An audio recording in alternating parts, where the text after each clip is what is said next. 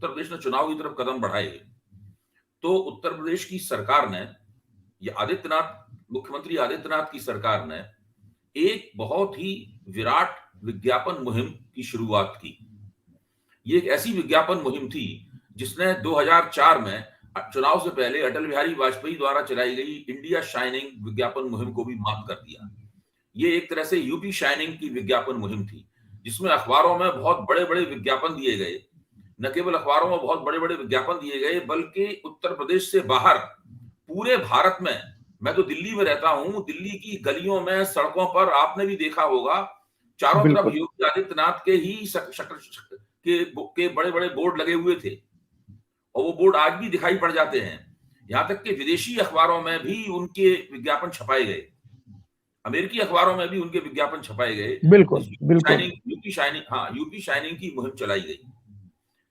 इस UP shining की मुहिम में उत्तर प्रदेश के विकास के संबंध में कुछ ऐसे दावे किए गए जिनकी जांच पड़ताल करना बहुत मुश्किल था, और देखने में बिल्कुल साफ लगता था कि ये गलत है, और उनकी जांच पड़ताल करना बहुत मुश्किल था। अभी हाल ही में कोलंबिया विश्वविद्यालय में कोलंबिया विश्वविद्यालय की विद्वान नीरज कौशल ने, और आप इनको निजी तौर पर जानते होंगे, मुझे पक्का यकीन है, क्योंकि ये एक जमाने में इकोनॉमिक टाइम्स में बहुत महत्वपूर्ण भूमिका निभाती थी। उसके बाद उन्होंने इकोनॉमिक टाइम्स छोड़ दिया और वो कोलंबिया विश्वविद्यालय पीएचडी करने गई, और कोलंबिया विश्वविद्यालय में आजकल पढ़ाती हैं। उन्होंने रिजर्व बैंक की इंडियन स्टेट्स की एक डेटा हैंडबुक है जो 2021 की है। उस डेटा हैंडबुक में भारत के राज्यों ने क्या क्या आर्थिक प्रगति की है, उनका पूरा तखमीना और उनके पूरे आंकड़े दिए गए हैं।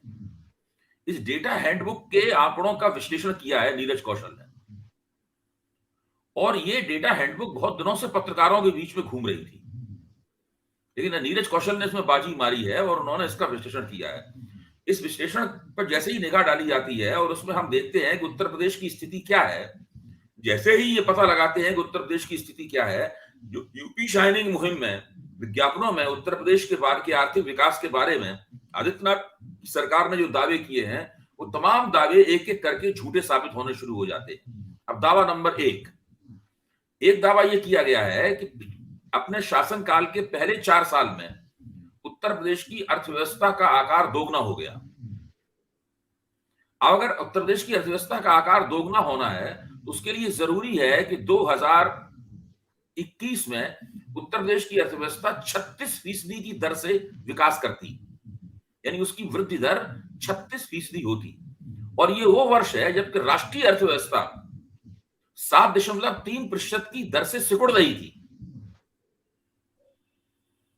ऐसी परिस्थिति में उत्तर प्रदेश जैसे राज्य की अर्थव्यवस्था 36% की दर से विकास नहीं कर सकती। इसका सीधा मतलब है कि ये दावा पूरी तरीके से झूठा ही नहीं, सफेद झूठ भी इसके मुकाबले शर्मा जाए, इस तरह का दावा था। अब आप देखिए उत्तर प्रदेश की जो प्रति व्यक्ति आमदनी क्या है इस वक्त। जब योगी आदित्यनाथ ने 2017 में शपथ ली थी, उस वक्त उत्तर प्रदेश की प्रति व्यक्ति आमदनी जो राष्ट्रीय औसत है उसकी आधी थी। आज भी उत्तर प्रदेश की आमदनी राष्ट्रीय औसत की आधी ही है, उसके अंदर जरा सी भी बढ़ोतरी नहीं हुई। उसके बाद राज्य का जो कुल घरेलू उत्पाद है, उस कुल घरेलू उत्पाद की अगर आप तुलना करें दूसरे राज्यों से, तो 33 राज्य और केंद्र शासित प्रदेश हैं। उन 33 राज्यों और केंद्र शासित प्रदेशों में उत्तर प्रदेश केवल नीचे से दूसरा, यानी 32वें स्थान पर है, और वो उससे कम विकास केवल गोवा ने किया है, लेकिन उसकी स्थिति केवल गोवा से बेहतर है। प्रति व्यक्ति आमदनी के हिसाब से, पर कैपिटा आमदनी के हिसाब से अगर आप इसका आकलन करें इस पूरी परिस्थिति का, तो उत्तर प्रदेश केवल गोवा और मेघालय से बेहतर है। आप इससे अंदाजा लगा सकते हैं कि इसी तरीके से उसमें यह भी दावा किया गया है कि उत्तर प्रदेश में रोजगार की दर जो है कितनी बढ़ा दी है हमने, जबकि पूरे देश में जो अर्थव्यवस्था की रोजगार देने की एम्प्लॉयमेंट इलास्टिसिटी इसको बोलते हैं, वो निगेटिव है, यानी वो 0 से भी कम है, 0 से भी कम है। जब राष्ट्रीय अर्थव्यवस्था की रोजगार देने की एम्प्लॉयमेंट इलास्टिसिटी इसको बोलते हैं, वो 0 से भी कम होगी, तो उत्तर प्रदेश में रोजगार की दर कैसे बढ़ेगी? तो पूरी की पूरी विज्ञापन मुहिम इस तरह के झूठ से भरी हुई है। और इन आंकड़ों ने जो नीरज कौशल ने हमारे सामने रखे और विश्लेषण करके हमारे सामने रखे, इस झूठ का पूरी तरह पर्दाफाश कर दिया है। अब आइए देखिए, आप हिंदुस्तान में बहुत सारे समृद्ध राज्य हैं, महाराष्ट्र एक समृद्ध राज्य है, गुजरात एक समृद्ध राज्य है, तब दक्षिण भारत के राज्यों की स्थिति उत्तर भारत के राज्यों से बेहतर बेहतर है। आप एक बात देखिए कि अगर आदित्यनाथ के पहले जो सरकार थी, यानी 2012 से लेकर 17 के बीच में अखिलेश यादव के नेतृत्व में सरकार थी, अगर उस सरकार के आर्थिक प्रदर्शन से भी आदित्यनाथ की सरकार की तुलना की जाए, तब भी आदित्यनाथ की सरकार फिसड्डी है। अखिलेश यादव के नेतृत्व में 5 साल के अंदर 7% से ऊपर, औसतन 7% से ऊपर की वृद्धि दर रही। और आखिरी 2 वर्षों में अखिलेश की सरकार ने 10% की वृद्धि दर दिखाई। ये बात सही है कि अखिलेश की सरकार के जमाने में कोविड महामारी का प्रकोप नहीं हुआ था। अगर आप कोविड महामारी, जो कि 20 और 21 में आप कह सकते हैं कि कोविड महामारी का प्रकोप उत्तर प्रदेश की अर्थव्यवस्था पर रहा होगा, अगर आप उस महामारी के उस प्रकोप को समायोजित कर लें, उसके आर्थिक तौर तरीके होते हैं आंकड़े निकालने के, तब भी आदित्यनाथ की सरकार 5% की दर से प्रदेश को बढ़ाती हुई दिखती है, जबकि उस अवधि में भी अखिलेश की सरकार 7% की दर से उत्तर प्रदेश को बढ़ाती हुई दिखती है। मैं ये नहीं कह रहा हूं कि उत्तर प्रदेश की जनता इन आंकड़ों को देख के वोट करेगी।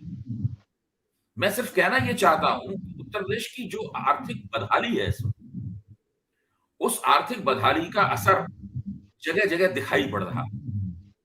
आज जो भारतीय जनता पार्टी के खिलाफ सरकार विरोधी भावनाओं का ज्वार उत्तर प्रदेश में आया हुआ है, एंटी इनकम्बेंसी आई हुई है, जिसकी वजह से प्रधानमंत्री, गृह मंत्री, भाजपा अध्यक्ष और धर्मेंद्र प्रधान और खुद आदित्यनाथ पूरे उत्तर प्रदेश में गलियों की खाक छान रहे हैं और डोर टू डोर, दरवाजे-दरवाजे जाकर चुनाव मुहिम चलाने की कोशिश कर रहे हैं। तो वो उसका कारण क्या है? उसका मुख्य बुनियादी कारण ये है कि आर्थिक मोर्चे पे ये लोग पूरी तरीके से नाकाम रहे।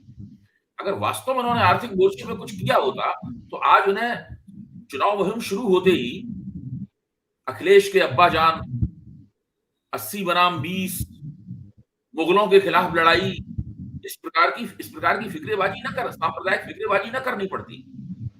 ये सांप्रदायिक फिक्रेबाजी करना इनके लिए इसलिए भी लाज़मी है, क्योंकि उन्होंने आर्थिक विकास के मोर्चे पे कुछ नहीं किया है।